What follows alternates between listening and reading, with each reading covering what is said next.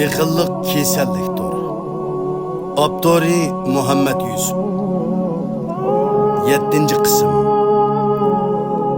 Allah bexilninkini qabul qilmaydi. Allah Taala bexillikni odat qilib olganlarning qilgan yaxshiliklarini qabul qilmaydi.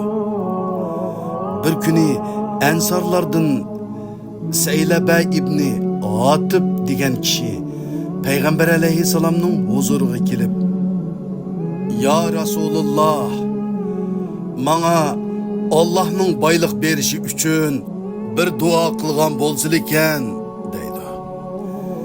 Payg'ambar alayhissalom, "Esit sana, ey Saylaba, ko'pga shukr qila olmagandan ko'ra, ozga shukr qilish yaxshi" deydi.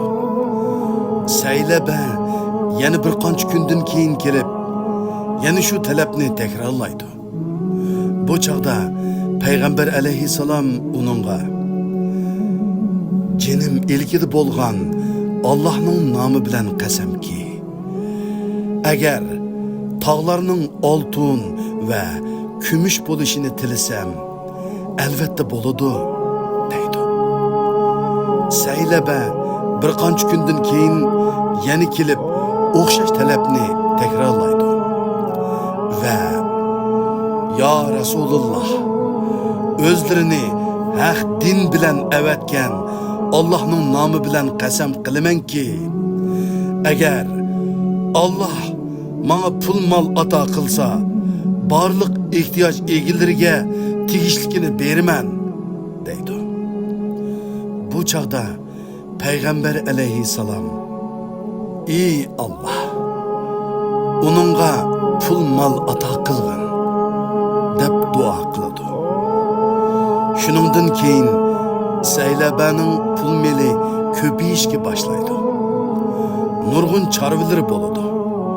U dastlabda peshin va asr namozlarini Payg'ambar alayhissalom bilan birga o'qib, qolgan namozlarni chorvalarining yanida o'qiydi. Keyincha Payg'ambar alayhissalomning yanida jumadan boshqa namozlarni o'qimaydigan bo'ladi. Chorvalari ko'paygan sari jumanimi o'qimaydigan, jamoatga yo'lamaydigan bo'lib ketadi. Bir kuni Payg'ambar alayhissalom, "Saylaba nima qilyotdi?" deb so'raydi. Sahobalar, "U bek boy bo'lib ketdi. Chorvalari vodiga patmay qoldi" deydi. Payg'ambar alayhissalom, "Esit Saylaba, esit Saylaba, esit Saylaba" deydi. Keyincha zakot farz bo'lib, "Ey Payg'ambar, sen ularning pul mollarining bir qismini sadiqa hisobida olginki, uning bilan ularni gunohlaridan poklag'aysan va yaxshiliklarini ko'paytgaysan" degan oyat nozil bo'ldi.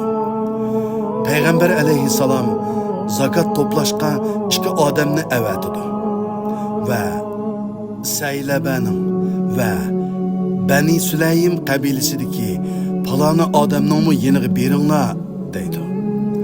Ular Saylabaning yeniga berib zakot berishini talab qilganda, Saylaba, "Bu jizyaning o'zi yoki shuningga o'xshaydigan bir seliqkan-ku. Bo'ldi, men pul melimni yig'ib bo'lganda kelinglar" deydi va zakotni bermaydi. Ular Bani Sulaym qabilasiga berib, ularning zakotini yig'adi. Ondan ular Saylabaning yeniga yana bordi. Bu qitim Saylaba, "Bu bir jizya yoki jizyaga o'xshaydigan bir seliqkan. Sizlar qaytinglar. Men o'yinib ko'ray" deb zakotni yana bermaydi. Ular Payg'ambar alayhissalomning yeniga berib, ahvolni bayon qilgandan keyin Payg'ambar alayhissalom Sulaym qabilasidagi odamga barkat tilab duo qildi. Saylaba uchun "Esit sana, ey Saylaba, alloh taolo shu munosabat bilan bunu oyatni nozil qiladi. Ularning orasidan ba'zilar agar Alloh bizga o'z fazlidan boylik ato qilsa, biz albatta sadiqa beratdik. Albatta yaxshilardan bo'latdik deb Allohga va'da berdi. Alloh ularga o'z fazlidan boylik ato qilgan chaqda ular bexillik qilishdi. Allohga itoat qilishdan yuz o'rib va'dasidan yenib oldi.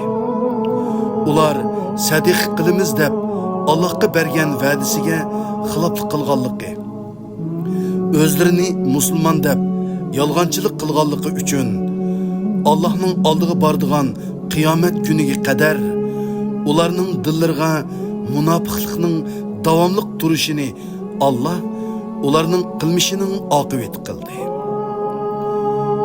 Bu oyat nozil bo'lgandan keyin Saylabaning yaqinlaridan biri uning yeniga berib, haqida oyat nozil bo'lganligini aytdi.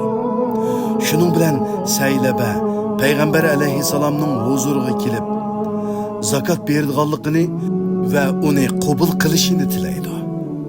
Ammo payg'ambar alayhisalom uningga Alloh meni sening zakotingni qabul qilishdan mani qildi deydi. Payg'ambar alayhisalom hayotining oxiriga qadar Saylabaning zakotini qabul qilmaydi. Keyin Abu Bakr radhiyallohu anhuning xalifalik davrida Saylaba zakotini elib keladi. Ammo Abu Bakr radhiyallohu anhuni qabul qilmaydi va payg'ambar alayhisalom qabul qilmaganni men qanday qabul qilay deydi. Ikkinchi xalifa Umar radhiyallohu anhu shunday deb qabul qilmaydi. Saylaba Osman radhiyallohu anhuning xalifalik davrida olamdan o'tadi. Uning zakotini hech bir xalifa qabul qilmaydi. Bu yerda Qur'oni Karimning bir mo'jizasi namoyon bo'lmoqda. U bo'lsa-mu Alloh taolo qabul qilmaganni hech kimning qabul qilmaganligi.